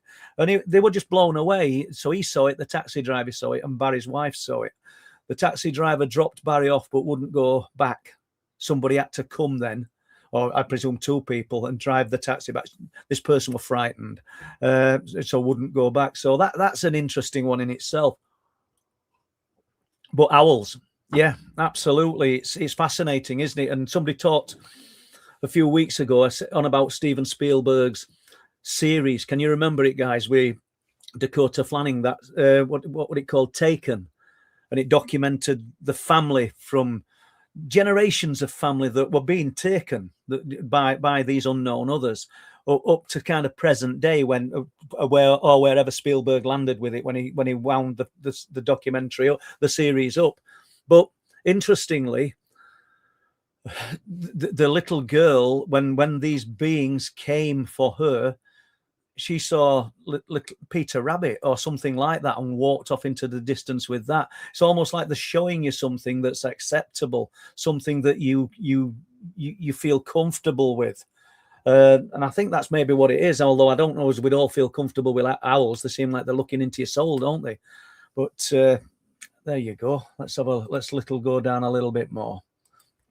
Let's have a look. Simon, what's your opinion over time slips? Can they really occur? And if so, could you possibly visit the same place twice? I find it fascinating, Simon. I really do. I mean, are we experiencing time slips of a sort when when these the what do they call it, the trackers on the phones are showing that we're in other places when and it's only when we're visiting those cliff tops. It's not happening in other places. Sometimes when we're there, and you can find. I've got an app on my phone that'll show, my wife can look and she'll see where I am, and she sees when you're on the move. I think we've all got them kind of things now, but it'll show us 5 miles inland at the times when we've been there. We've not been anywhere else. Jeremy were on cliff tops with us, and it showed him out at sea. You know what? And I don't know. Maybe not time slips, but I haven't got all details here, so I might get this slightly wrong, but there's a fisherman who took a party out, and I know this guy well, years ago, probably 8 or 9 years ago. He took a fishing party out to do some boat fishing at a place called the 10 Wrecks, which is way off Flamborough and Bempton. I don't know how many miles out it is, but we're going to. You see, this is where I haven't got the times. They've got 1.5 hours of advanced time. Let's put it that way. We'll jump about with this one because I ought to have all details, and I like it because somebody will say, "Well, you said it were 1 3/4 hours before," but basically they set off in early hours at morning. Got all the bait, got the fishing party on board. I think they went down to what's called Head End, which is Flamborough Head. I think they were going to do a bit of mackerel fishing. Then they went on to somewhere else. A boat followed them out of the harbour. That's important to note. And the guy, the captain, that should we say, had said to his son, who were a man, he's not like a young teenager. He'd said, it's all done on a plotter, and he says, you just take him out there. I'm going to get my head down, because he'd been working hard during a day before, and he got his head down, had a sleep. And he sounded like he'd only been sleeping for half an hour, and his lad's tapping him. He says, "We're here." He says, "What do you mean we're here? Can't be here." He says, "We're here." So he says, "I looked." He says, "And this is where it gets odd." He says, and we're really going fast with this one. You could spend an hour talking about this. He said, "I looked, and everywhere, full 360, he says, it's golden. Everything's gold." And he said, it's like a golden Labrador. He says, the colour. He said, it's just golden. He said, I looked at sea, and it looked like it were oil. He says, it's flat calm. He says, and it just looks like oil on water. He said, but it's not. And then, lads, the fishing party said, I thought you said it were going to take us, say, 3.5 hours, 4 hours to get here. He says, and I just looked at him. He says, because I were a little bit unnerved. I couldn't work it out. He says, I thought we were in eye of a storm. He says, I thought that were that stillness. He says, because everything were quiet. No seagulls. We took buckets of bait out with us. He says, the company is out there. They know, they associate these boats with food. He said, there's nothing. It's silent. He said, so I just said, bait up, get fishing. So one thing that was consistent, he says, they were just catching fish.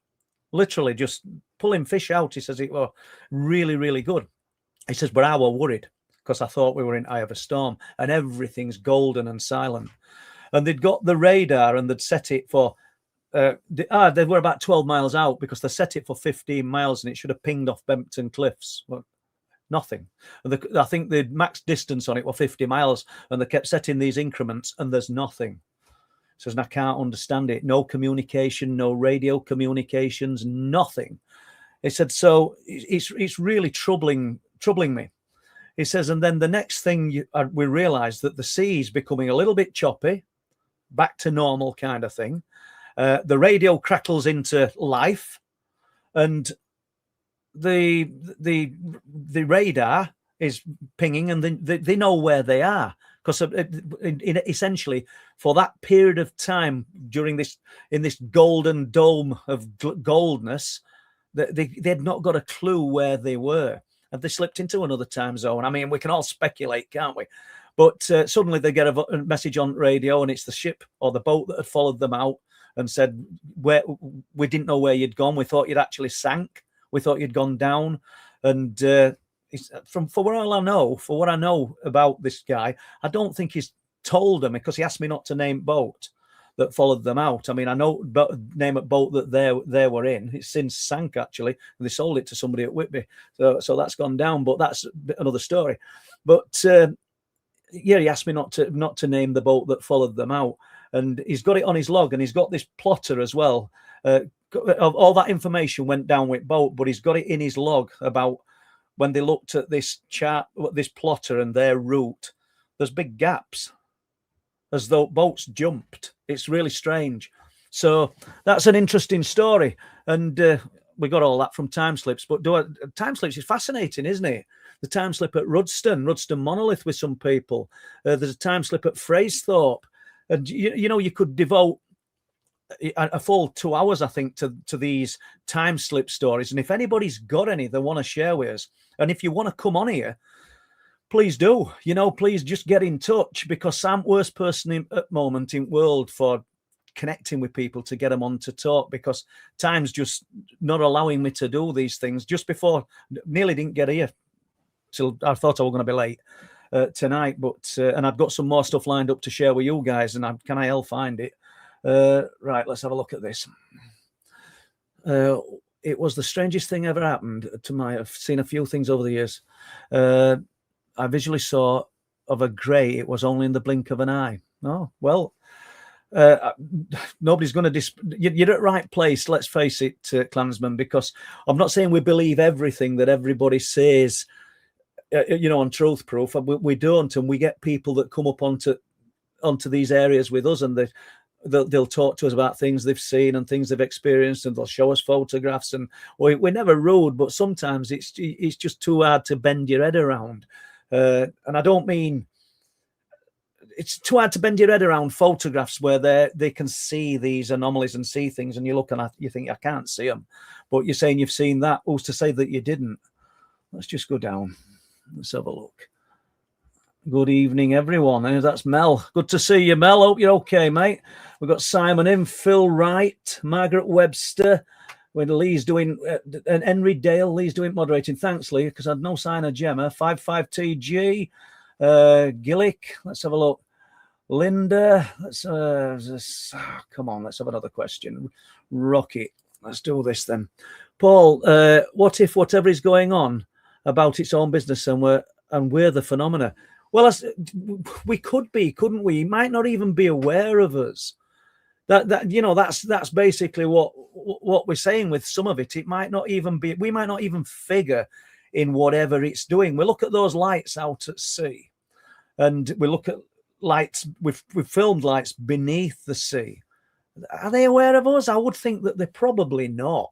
And you know, and like I said, the lights that are airborne, the lights out at sea, the ones that you're pretty sure aren't aircraft, the ones that just appear and become 3, 4, and 5 and switch off and then appear in another part of the sky. They might not even consider us any more than they'd consider a fox running along cliff tops. Do you know what I'm saying? It's difficult. I mean, we're looking for this and we're looking for answers, and we're judging it and forming opinions from a human perspective. That's all we can do. I realize that. But we might be looking at, it might not even be intelligence as we would know it at all. And I think that's something we've got to take into consideration. So Doc Martin's there. I thought he'd have had a question for me, Martin.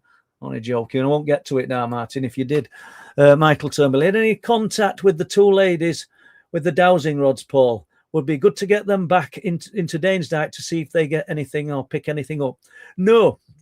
Occasionally, I'll speak to them both, and what Michael's alluding to is Maeve, who's been on here, the dowser. She came on, and then I don't know, a few months later, she came onto cliff tops with her friend Annie, who was a medium, and she picked up on quite a lot of interesting things whilst up there.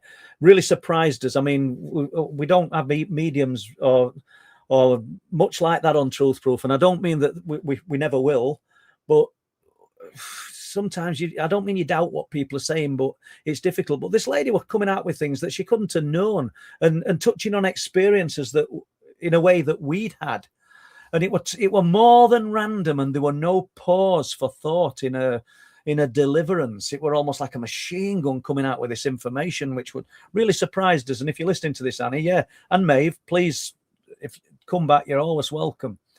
And let's have a look. Let's just go down here. So I recently saw 3 white lights over my home in the night, Paul, triangular fashion. Two went in different directions. The other remained. Could it be a UFO?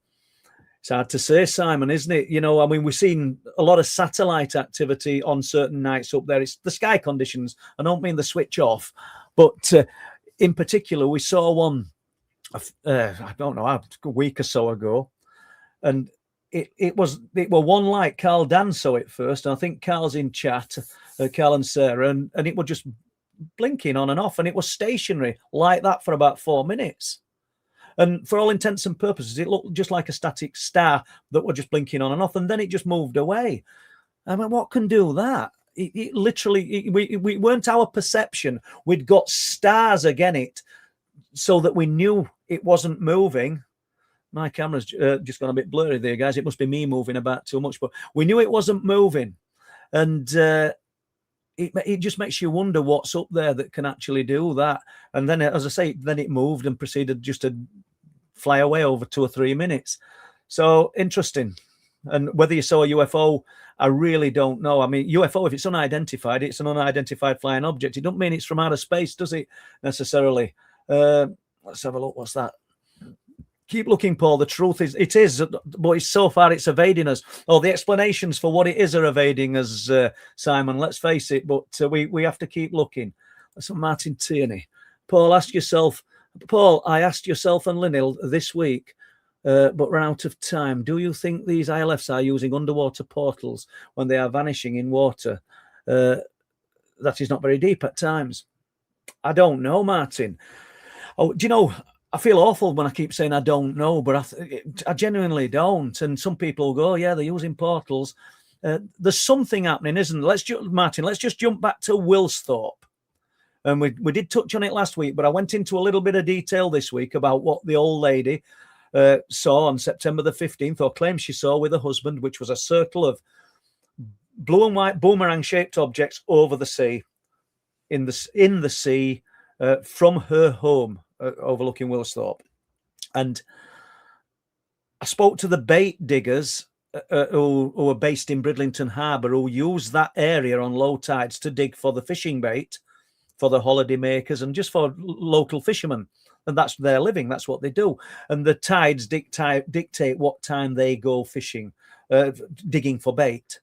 So prior to Wilsthorpe, 2 of the bait diggers had told the boss, and I got to know off the boss, and I got to know off one of the bait diggers, that they'd seen, whilst walking to dig bait, a triangular-shaped object go into the water, enter the sea.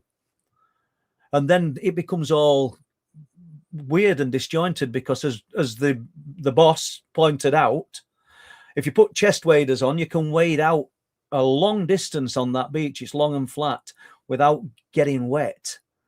Yet where they said on a high tide, where they said this triangular-shaped object went into water, would have only been about 4 or 5 foot of water. So whether you call them portals or something else, but how does that work? It doesn't make sense, does it? But let's jump back to the recording that I played earlier when the guy's brushing his teeth. And in his peripheral vision, he captures sight of a woman walking past on the landing in his home, in his mum's home. 56-year-old man, not a teenager, not imagining things. He said he's seen it. And is there portal on their landing then? Do you know what I'm saying? That's because something had the ability to appear and disappear.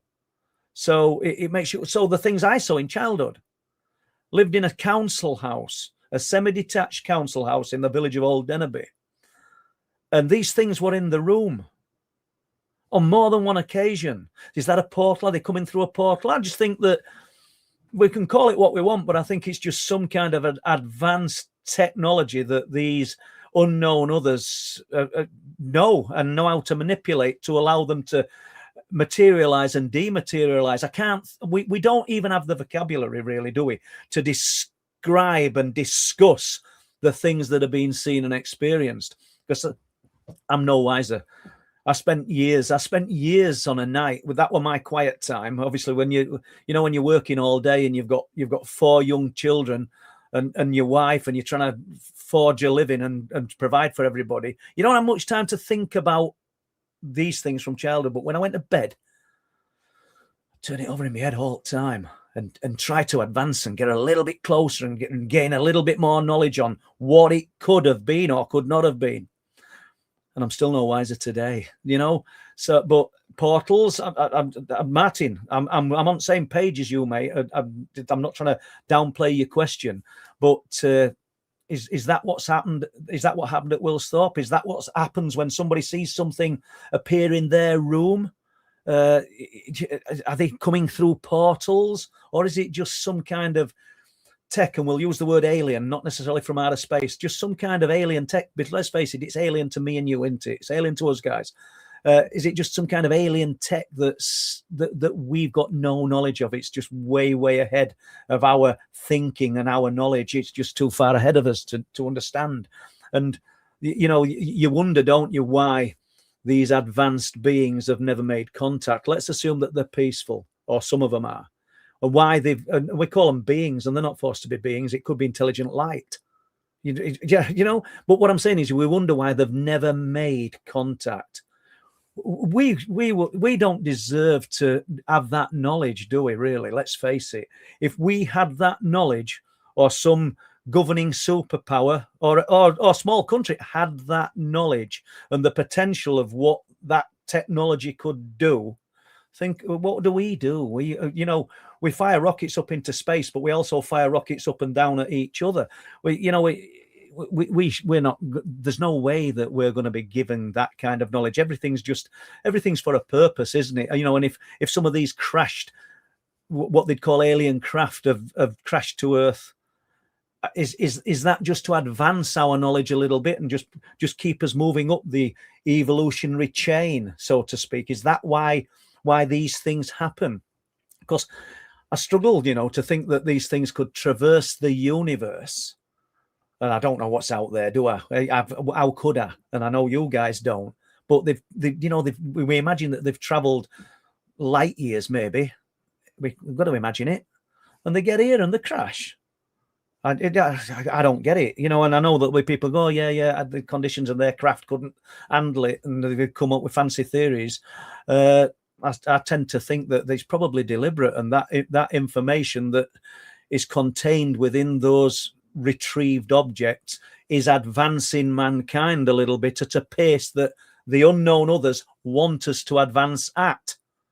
You know, because there's nobody going to give us that kind of knowledge. No, not that kind of technology. You know, we touched on it earlier, you know, and it were Andrew, weren't it? It were Andy that talked about it to me in week. And I thought, yeah, you're right. You know, we've just sent that rocket to the moon with tons and tons of fuel. And that's how we've got to the moon. And then we've still got people saying these huge triangles are man-made tech. And they can just levitate and just zip off at lightning speed and then just appear again and totally silent. Yeah, yet we need all that fuel to get to the moon. God, I don't know. Just get your head a shake. Let's have a look. We got Lee. Hi, Martin. Just typing up a case in. I don't know if we're going to get to be honest. Let's have a look. Why do these Wolfman beasts always seem to go scary? There has been a sighting of... Has there ever been a sighting of non-scary type positive vibes instead of scary ones? Mr. Chefs eats. Your dinner looks nice. Well, I'd look at it like this, and this is only my take on it. If you saw something like that, I think it'd be difficult not to feel frightened, wouldn't it? Just like we obviously we live in a country where there's no bears, black bears or grizzly bears. But if you were in a location and you saw something like that at close quarters coming towards you, I think it'd be, and it's wild animal. It's not something that's been kept in captivity, and you're relatively not sure, but pretty stuck on that it's not going to think of you as food. I think that your first reaction would be extreme fear. I mean, we're not looking at Paddington or Rupert Bear, are we? So I find it hard not to believe that if you saw something like that, you wouldn't feel fear. I mean, it's just my take on it. And has there been positive? I know with the Bigfoot phenomena that some people claim to have had close contact and interaction with these things. But I've not heard anybody having some kind of non-fearful interaction with the dogman stroke wolfman type sightings. And I find it fascinating that these sightings seem to be on increase.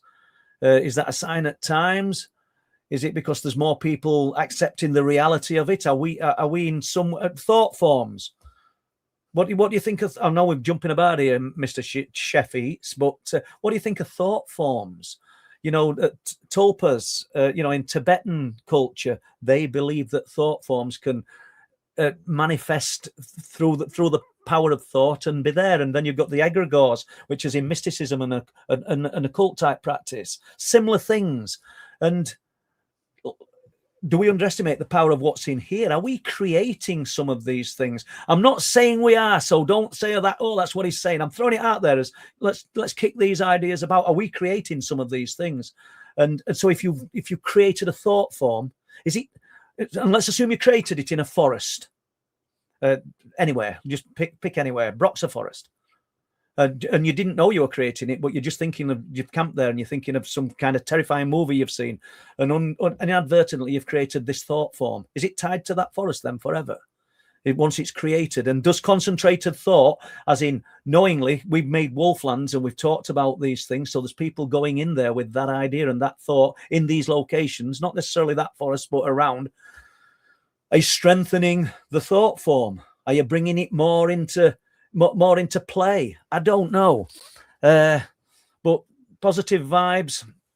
I personally I've not heard anybody give me anything that hasn't been a frightening story when it comes to those kinds of entities. But I think if I saw something like that, I'd be frightened. I'm not going to say I'd walk up to it, because I know I wouldn't be brave enough to do that. And some people might say that, but I'm not sure I'd do that. Let's have a look. I think these portals, if they are there, do have defensive systems to mess with your emotions and put fear into you to get you out of the area.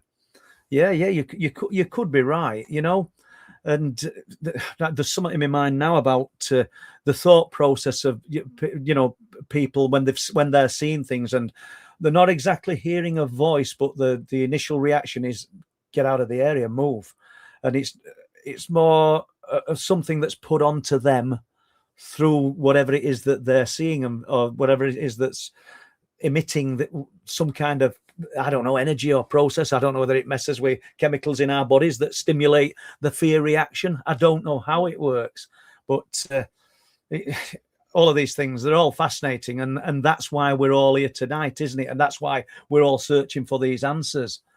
Defensive systems to get you out of the area. I mean, we said it before, and I've said it before. What about the Fae?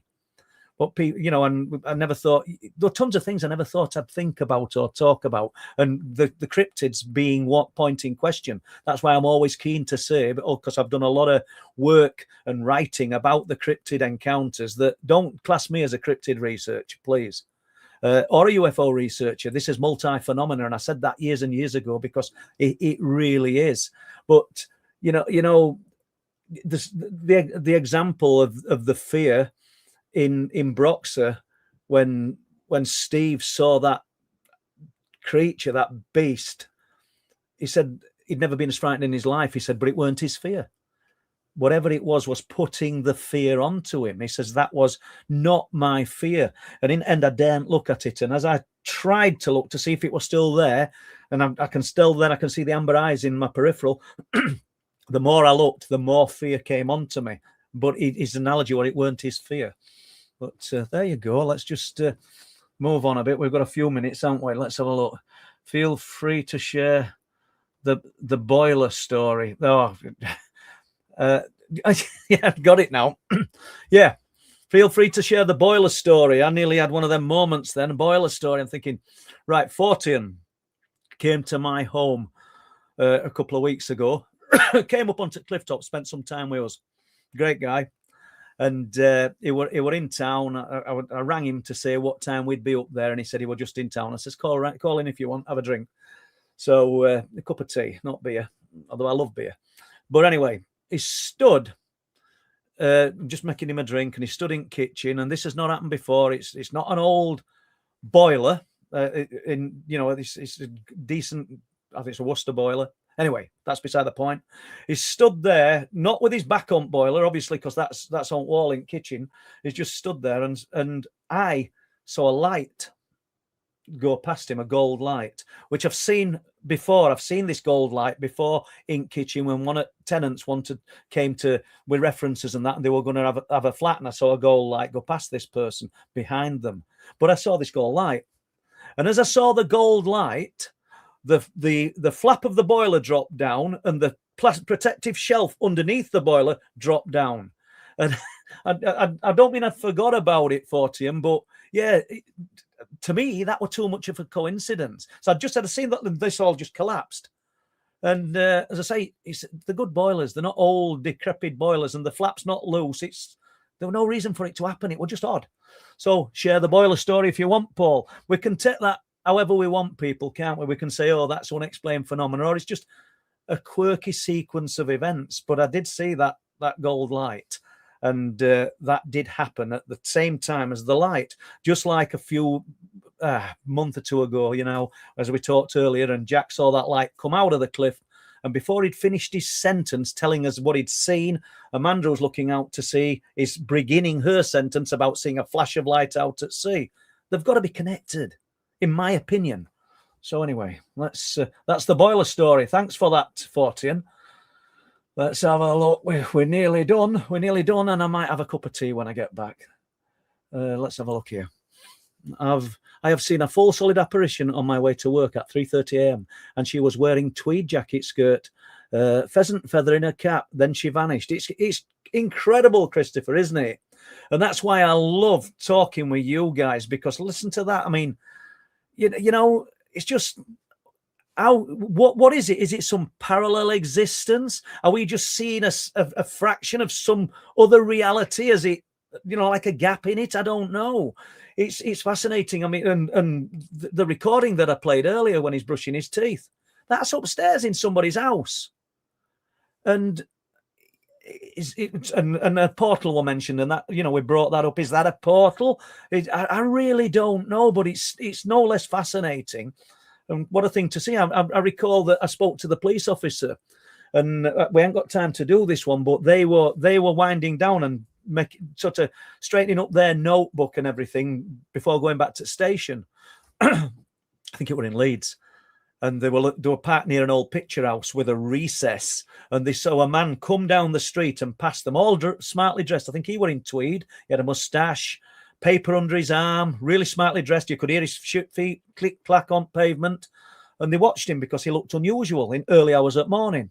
Didn't acknowledge him. I'm pretty sure he didn't. Then he turned into the doorway at picture house and walked in. And that's all they thought. They didn't really give it in. So 10 minutes later, they pulled away and they just looked at doorway. And it's all boarded up. It's all, I'm not going to say tinned up, but it's all boarded up. So they were absolutely blown away. They contacted station. They got the key holder. They went inside. There's nothing there. What's happening there?